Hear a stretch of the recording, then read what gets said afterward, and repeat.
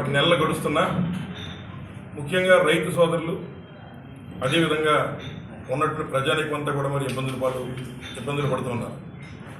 ముఖ్యంగా ఏదైతే అమ్మఒడి కార్యక్రమం ఉందో దానికి మరి స్కూళ్ళు తెరిచినప్పటికీ కూడా ఇప్పటి వరకు దాని మీద ఎటువంటి క్లారిటీ కూడా ఒక జీవో ఇచ్చారు కానీ ప్రతి ఒక్కరికి ఇస్తామనేటువంటి మాట చెప్తున్నారు. ఇస్తే మేము సంతోషిస్తాం. కానీ మళ్ళీ అందులో కోతలు పెట్టి తల్లిని మోసం చేయొద్దని చెప్పి చంద్రబాబు నాయుడు గారిని కోరుతున్నారు.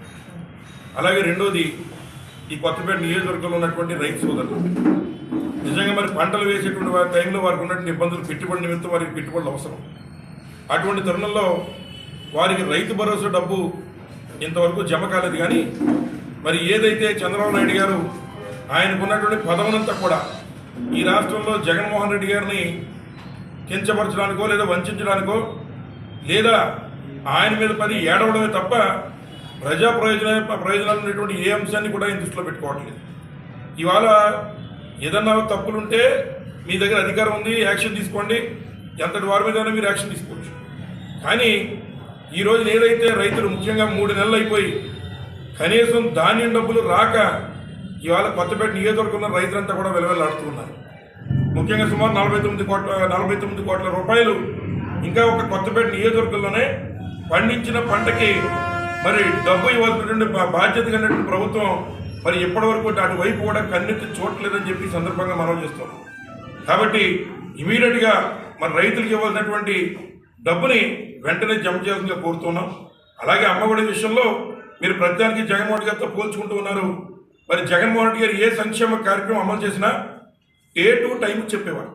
ఈరోజు చంద్రబాబు నాయుడు గారికి ఏమన్నా దమ్ము సత్తం ఉంటే ఈ రాష్ట్రంలో వారు ఏదైతే ప్రజల్ని హామీలతో మోసం చేశారో మేమంటూ ఉన్నాం, అది వాస్తవం కాదని చెప్పి నిరూపించే దమ్ము ధైర్యం అనుకుంటే ఆయన ఇమీడియట్గా మరి సంక్షేమ కార్యక్రమాలు ఏ డేటు ఏ టైముతో ఇస్తారో ప్రజలకు చెప్పాలని బాధ్యత ఉందని మేము కోరుతాం.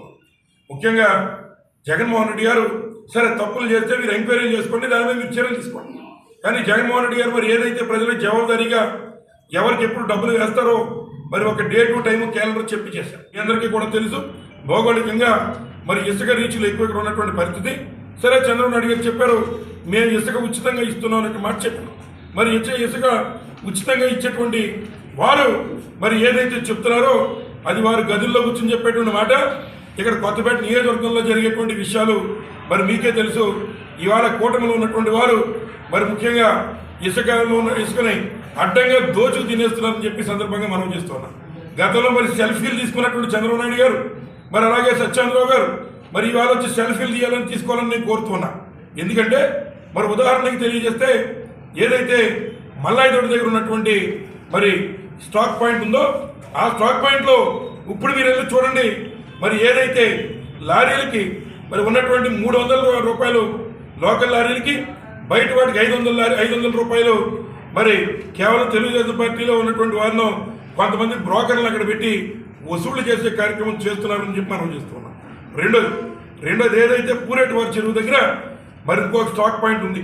ఆ స్టాక్ పాయింట్లో మాత్రం కేవలం కొన్ని లారీలు మాత్రమే ఏదైతే అమరావతి లేదా విశాఖపట్నం ప్రభుత్వ వర్కులకు మేము పంపిస్తున్నాం అనేటువంటి మాట చెప్పి ఒక్క ట్రాక్టర్ కానీ ఈ కొత్తపేట నియోజకవర్గం ఉన్నటువంటి ఈ సామాన్యులు ఎవరికి కూడా అక్కడ ఇసుక అందివ్వకుండా అక్కడ లారీకి వచ్చి 10,000 రూపాయలు వసూలు చేసిన తర్వాత మాత్రమే స్టాక్ యార్డ్లోకి పంపించే కార్యక్రమం చేస్తున్నాం.